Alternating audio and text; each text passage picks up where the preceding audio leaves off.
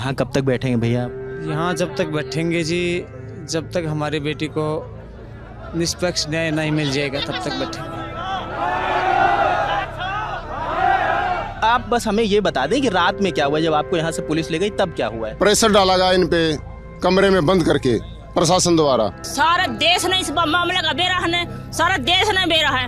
नायब सैनी ने नायब किसने बनाया था? जनता ने बनाया था। और जनता आज सबकी बहन बेटी, मेरी भी बेटी है, सबकी इज्जत आज खतरम है। कुछ नहीं होना है तो सारा सिस्टम इस्तीफा दे दे और भाई हाथ जोड़ दे भाई, हमारा कुछ भी हाथ में को नहीं।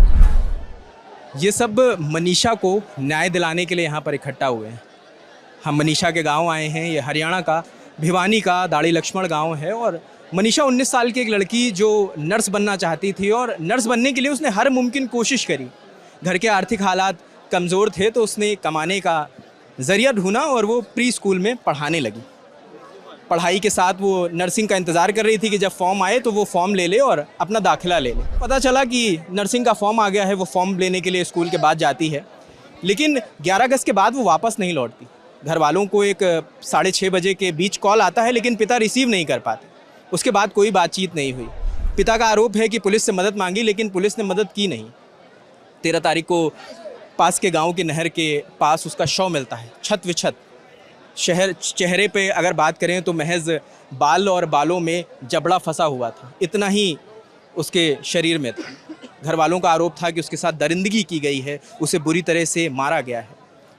जांच शुरू होती है, लेकिन 17 तारीख को एक नोट सामने आता है। पुलिस की ओर से एक नोट रखा जाता है और पुलिस का कहना है कि जो मेडिकल रिपोर्ट्स आई हैं उसमें जहर की वजह से उसकी मौत हुई है। हालांकि घर वाले इसको मानने को तैयार नहीं है। मेडिकल रिपोर्ट में ये भी कहा गया है कि यौन शोषण के कोई भी ट्रेसेस नहीं पाए गए हैं।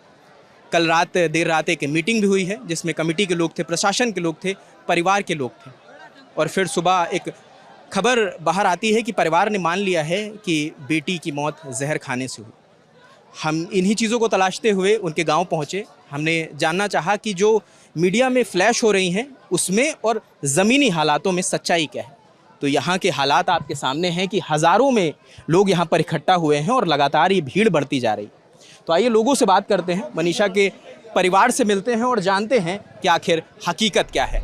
उसका मर्डर भी हुआ है, रेप भी हुआ है और धोखा हुआ पब्लिक के साथ। कमेटी भी की है और प्रेशर डाला गया इन पे कमरे में बंद करके प्रशासन द्वारा। कल रात में क्या हुआ जब आप लोग गए? कल रात में ही तो डाला गया। 2 बजे 1 बजे के पास इनको कमरे में लेके गए। वो तो दादाजी का उनको पता नहीं था कि ये वो लड़की के दादाजी हैं।